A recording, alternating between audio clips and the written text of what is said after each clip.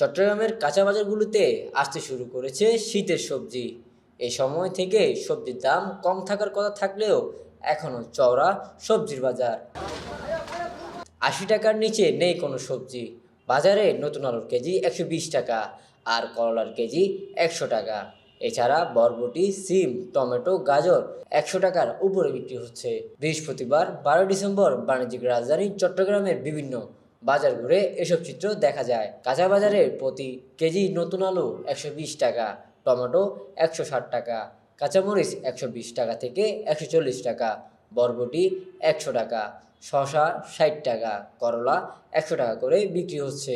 এছাড়াও মূলা ৪০ টাকা, পটল ৬০ টাকা, লাউ ৩০ টাকা, ফুলকপি ৫০ টাকা, সিম প্রতি কেজি ৮০ টাকা দরে বিক্রি হচ্ছে। এছাড়া মাছ বাজারের দামও চড়া রয়েছে। রুই মাছ ৩০০ টাকা, ইলিশ মাছ ১৯০০ টাকা, চিংড়ি মাছ ৮০০ টাকা, শিং মাছ ১০০০ টাকা, কাতলা মাছ ৩৫০ টাকা করে বিক্রি হচ্ছে। মুদি বাজারে গেলেও দেখা যায় একই চিত্র। পেঁয়াজ ৮০ টাকা, রসুন ২১৫ টাকা, আদা ১২০ টাকা করে বিক্রি হচ্ছে। চড়াও রয়েছে তেলের দামও। ডেস্ক নিউজ, একে টিভি 24।